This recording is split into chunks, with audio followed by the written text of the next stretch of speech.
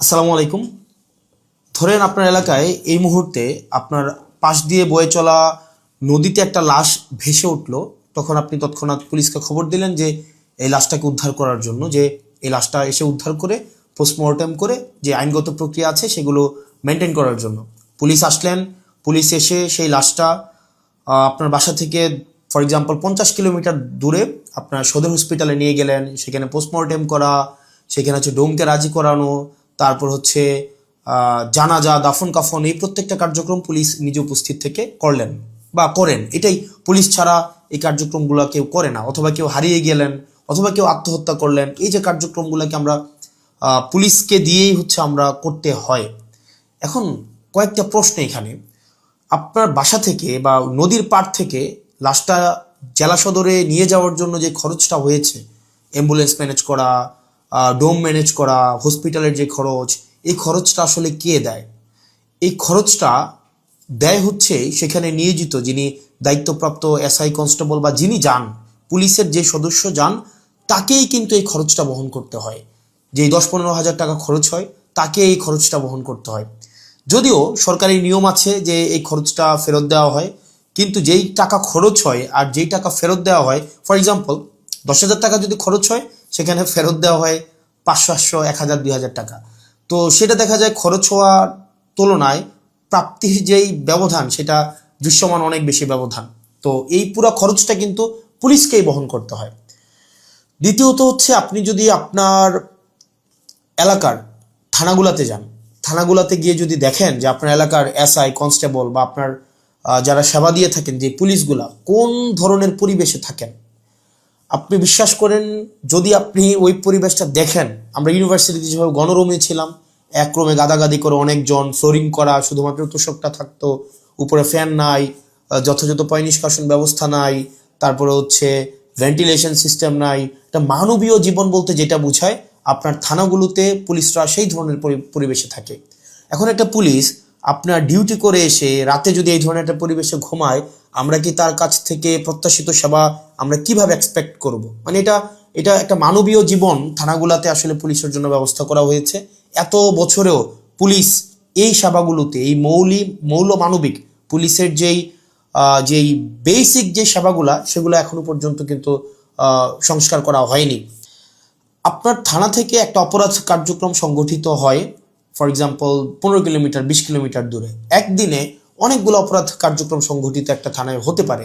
পারিবারিক কলহ, মাদকের সমস্যা, ছিনতাই, ডাকাতি, চুরি, একাধিক সমস্যা সেখানে ঘটতে পারে। এখন প্রশ্ন হচ্ছে, একটা থানায় যদি আমার 16-17টা ইউনিয়ন, 20টা ইউনিয়ন, কোনো কোনো জায়গায় তারও বেশি ইউনিয়ন, প্রত্যেকটা জায়গায় যদি কোনো ধরনের অপরাধ কার্যক্রম সংঘটিত হয়, ধরি 10টা জায়গায় সংঘটিত হইলো বা 5টা জায়গায় সংঘটিত হইলো, আমার এই 5টা জায়গায় কিন্তু তাৎক্ষণিক রেসপন্স করতে হয়। এখন তাৎক্ষণিক যদি আমরা রেসপন্স করতে চাই, সেই জায়গাগুলোতে পৌঁছাইতে অবশ্যই অবশ্যই আমাদের গাড়ির প্রয়োজন। মানে গাড়ি ছাড়া পায়ে হেঁটে তো নিশ্চয়ই এই ধরনের কার্যক্রমগুলোতে কখনোই পুলিশ তড়িৎ কোনো সিদ্ধান্ত বা তড়িৎ কোনো অ্যাকশন নিতে পারে না। কিন্তু আপনি যে থানাগুলো যান, দেখবেন কোনো থানায় 10টা গাড়ির প্রয়োজন, 6টা গাড়ির প্রয়োজন, সেখানে থানাকে দেওয়া হয়েছে 1টা গাড়ি, 2টা গাড়ি, কিন্তু আসতে হয়। তাহলে পুলিশ কিভাবে আসে? পুলিশ দেখা যায় একটা ভ্যান ভাড়া করে, একটা অটো ভাড়া করে, অথবা দেখা যায় একটা লেগুনা ভাড়া করে, সেইটা করে কিন্তু তাকে যেতে হয়। ওই যে ভাড়ার টাকাটা, এই ভাড়ার টাকাটাও কিন্তু পুলিশের পকেট থেকে দিতে হয়। দ্বিতীয়ত, এই যে ভাড়া করে যাওয়া আসা, তার যে এই সময় নষ্ট হয়, সেক্ষেত্রে দেখা যায় যারা অপরাধ সংঘটিত করে তারা কিন্তু ইতিমধ্যেই সে জায়গা থেকে চলে যায় এবং আমরা সেবা বঞ্চিত হই। সেজন্য আপনি যদি পুলিশকে যুগোপযোগী করতে চান, পুলিশকে যদি আপনি হচ্ছে তার সেবা তাৎক্ষণিক জনগণের কাছে পৌঁছাইতে চান, অবশ্যই অবশ্যই তার ট্রান্সপোর্টেশন ব্যবস্থাটা অবশ্যই অবশ্যই যথাযথভাবে করতে হবে। তাই দিন শেষে অপরাধী কিন্তু পালিয়ে যায়। সেজন্য পুলিশের দক্ষতা, পুলিশের সেবা যদি আপনি জনগণের দ্বারগোড়া পৌঁছাতে চান, অবশ্যই অবশ্যই আপনার ট্রান্সপোর্টেশনের ব্যবস্থা উন্নতি করতে হবে। এখন আমাদের বর্তমান বিদ্যমান যে পুলিশ ব্যবস্থা রয়েছে, এই পুলিশ ব্যবস্থার থানাগুলোতে, আমি থানাগুলোর কথা বলবো, থানাগুলোতে তাদের অ্যাকোমোডেশন সমস্যা, তাদের বাসা, তাদের থাকার জায়গা নাই ঠিকঠাকভাবে, গণরুমের মতো তাদেরকে থাকতে হয়, এবং তাদেরকে যে বেতন দেওয়া হয়, এই বেতন দিয়ে যে একটা স্বাভাবিক জীবনযাপন করবে, সেটা কোনোভাবেই সম্ভব না। দ্বিতীয়ত হচ্ছে, আপনি তাকে ট্রান্সপোর্টেশনের ব্যবস্থা করছেন না যথাযথভাবে। আপনি তাকে হচ্ছে দেখা যাচ্ছে যে আপনি তাকে ঢাল তরোয়ার ছাড়া, ট্রান্সপোর্টেশন ছাড়া আপনি অপরাধী ধরতে পাঠাচ্ছেন, টহল দিতে পাঠাচ্ছেন, সেক্ষেত্রে কিন্তু তাকে ট্রান্সপোর্টেশন ম্যানেজ করা এবং সেখানে যে ভাড়া মেটানো সেটাও কিন্তু তার পকেট থেকেই করতে হয়। সরকার যে অ্যালটমেন্টটা দেয়, সরকার যে বরাদ্দ দেয়, সেটা খুবই খুবই প্রয়োজনের তুলনায় অপ্রতুল। তৃতীয়ত হচ্ছে আপনি পুলিশে একটা হচ্ছে, আমি অনেকগুলো অফিসারের সাথে কথা বলেছি, রিটায়ার্ড অফিসার, চাকরিরত অফিসার, তাদের সাথে কথা বলেছি। পুলিশে ম্যানেজ করে নাও একটা কালচার আছে, ম্যানেজ করে নাও একটা কালচার। ফর এক্সাম্পল, আপনি কনস্টেবলকে পাঠাইলেন কোন একটা জায়গায় আসামি ধরার জন্য, সেখানে 5,000 টাকা খরচ হবে যে আসামিটা ধরতে, ট্রান্সপোর্টেশন কস্ট বা তদন্ত এই জায়গাগুলোতে। তখন কনস্টেবল তার মানে ঊর্ধ্বতন কর্মকর্তাকে উনি বললেন যে স্যার টাকা কোথায় পাবো? তখন বলে ম্যানেজ করে নাও। এখন ম্যানেজ করে নেওয়া অর্থ সেটা নিশ্চয়ই আমরা বুঝেছি, ম্যানেজ করে নেওয়া বলতে কি বোঝাচ্ছে। এবং আরও শঙ্কার বিষয় সেটা হচ্ছে পুলিশের অনেক বড় বড় প্রোগ্রাম হয়। এই প্রোগ্রামে অনেক ক্ষেত্রে, সব ক্ষেত্রে না, কিছু কিছু প্রোগ্রাম আগে হতো, এখন বর্তমানে আছে কিনা এটা আপনারা জানাবেন। আগে এরকম নাকি হতো, মানে পুলিশের অনেকেই জানিয়েছে এরকম নাকি হতো, একটা বড় প্রোগ্রাম হবে, এই প্রোগ্রামে দেখা যায় ঊর্ধ্বতন কর্মকর্তারা অধীনস্থ কর্মকর্তাদের হচ্ছে ভাগ করে দিত যে খাবারের দায়িত্বটা তোমার, ডেকোরেশনের দায়িত্বটা তোমার, লাইটিং এর দায়িত্বটা তোমার। তো এখন টাকা আসবে কোন জায়গা থেকে? ম্যানেজ করে নাও। তো দেখা যায় অধস্তন কর্মকর্তারা সেটাকে ম্যানেজ করে নিতেন। তো নিশ্চয়ই ম্যানেজ করাটা সরকারের দায়িত্ব, ম্যানেজ করা তো অবশ্যই কোনো কর্মকর্তা কর্মচারীর দায়িত্ব না। কিন্তু দেখা যায় অধিকাংশ ক্ষেত্রেই সরকার যে বাজেট বরাদ্দ দেয় পুলিশকে, এবং যেই পরিমাণ পুলিশের প্রয়োজনীয়তাটা, যে পরিমাণ আমরা দেখলাম ল অ্যান্ড অর্ডার রিস্টোর করার ক্ষেত্রে, সামাজিক শৃঙ্খলা বজায় রাখার ক্ষেত্রে, শুধু যে গুম খুন এগুলো হচ্ছে নিরসনের ক্ষেত্রে পুলিশের অবদান বা পুলিশের কার্যক্রম বিষয়টা এমন না। স্বাভাবিক শান্তি শৃঙ্খলা, নিরাপত্তা, জীবনমালের নিরাপত্তা নিশ্চিত করার ক্ষেত্রে কিন্তু পুলিশের স্বাভাবিক অনেক ধরনের কার্যক্রম হয়। আপনার পরীক্ষা ডিউটি থেকে শুরু করে অনেক ধরনের কার্যক্রম হয়, এবং পুলিশের কে আরও বিভিন্ন কাজে ব্যবহার করা হয়। যেমন এটা খুবই খুবই, আমি পার্সোনালি এই জিনিসটাকে আমি সবার সামনেই বলছি, এই জিনিসটাকে আমি পার্সোনালি এই জিনিসটাকে কখনোই ওয়েলকাম করব না। অপ্রয়োজনীয় প্রোটোকল দেওয়া, যে যদি এলাকায় এমপি যায়, পুলিশকে দেখা যায় প্রোটোকল দিতে, মানে অপ্রয়োজনীয়। দেখা যায় ওসিকে আমরা অতীতও দেখেছি, ওসি সবসময় হচ্ছে আপনার এমপির সাথে সাথে থাকতে হয়, থাকেই থানায় একটা গাড়ি। এখন একটা গাড়ি নিয়ে যদি আপনার ওসি বা অন্য কর্মকর্তারা আপনার এমপির সাথে সারাদিন ব্যাপী থাকতে হয়, যেখানে যায় সেখানে যেতে হয়, তাহলে ওসিও কিন্তু তার স্বাভাবিক থানা কার্যক্রম করতে পারে না, সাধারণ মানুষ সেবা বঞ্চিত হয়। একই সাথে সাথে যে একটা গাড়ির, এই গাড়িটাও কিন্তু অপচয় হয়। সেজন্য, এবং আপনারা জেনে থাকবেন যে এমপির সাথে পুলিশ সবসময় থাকে, কিন্তু এটা কিন্তু কোনো নিয়মে নাই, কোনো প্রোটোকলে নাই। এমপির সাথে পুলিশ থাকবে, এটার কোনো প্রোটোকল নাই, কোনো প্রোটোকলেই নাই।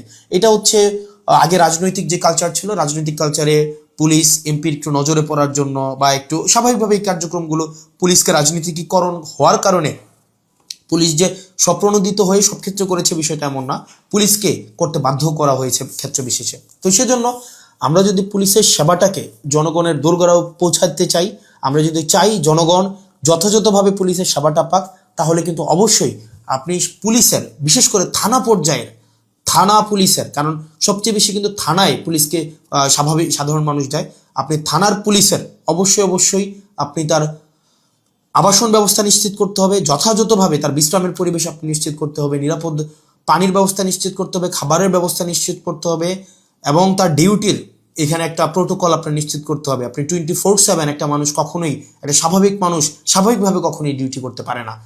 2 নম্বর বিষয় হচ্ছে ট্রান্সপোর্টেশনের ব্যবস্থাটাকে আপনি নিশ্চিত করতে হবে। একটা থানায় একটা গাড়ি দিয়ে একটা থানা কখনোই চলতে পারে না, 2টা গাড়ি দিয়ে একটা থানা কখনোই চলতে পারে না। আপনি পুলিশের উপর চাপিয়ে দেবেন যে ম্যানেজ করে নাও, ম্যানেজ করে নাও।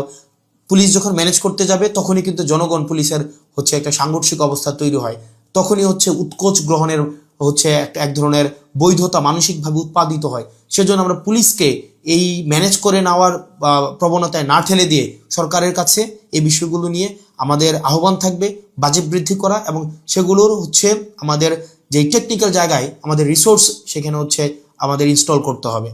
তৃতীয়ত, তার মানে অ্যাকোমোডেশন, তারপর হচ্ছে ট্রান্সপোর্টেশন, আর হচ্ছে 3 নাম্বার যেটা হচ্ছে অযাচিত যেই রাজনীতিকীকরণের যে বিষয়টি রয়েছে, সেটি থেকেও পুলিশকে আমাদের মুক্তি দিতে হবে।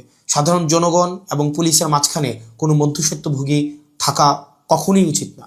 তো আমরা পুলিশের কখনোই, আমরা শুরু থেকে, আপনি যদি যান আমার টাইমলাইনে এখনো আছে যে অগাস্ট থেকে, 2024 অগাস্ট থেকে পুলিশের যেই টেকনিক্যাল হচ্ছে রিসোর্স ইনস্টল করা, তাদেরকে সেটাকে এনরিচ করা, পুলিশকে জনমুখী করা, রাজনৈতিক প্রভাবে বলের বাহিরে নিয়ে যাওয়া, তাদের আবাসন, স্বাস্থ্য, চিকিৎসা সেগুলো যেন যথাযথ হয় সেটি নিশ্চিত করা, তার পেশাদারি যেই ব্যয় হয় সেই পেশাদারি ব্যয় যেন সরকারি খাত থেকে হয়, তাকে যেন সেটির জন্য ম্যানেজ করা কালচারে না যেতে হয়, সেটির জন্য কিন্তু আমরা গুরুত্ব দিচ্ছি। সেজন্য আমরা সংসদে এই বিষয়গুলো নিয়ে কথা বলবো যদি আল্লাহ সুযোগ করে দেয়, এবং যেহেতু সুযোগ করে দিয়েছে একই সাথে সাথে সরকারের কাছে বা মানুষের কাছেও যে এই যে পুলিশের, আমরা যে তৃণমূলের পুলিশের যে জটিলতাগুলো সেগুলো আমার কাছে মনে হয়েছে সবার জানা উচিত, যেহেতু থানাগুলোকে আমরা এখন খুব ক্লোজলি দেখছি, সেজন্য সবাইকে জানানো। আর পুলিশের প্রতি আমাদের সবসময় সংবেদনশীলতা রয়েছে, এবং আমরা চাই পুলিশ জনগণের হয়ে উঠুক, কোনো রাজনৈতিক দলের না, পুলিশ হয়ে উঠুক সবার।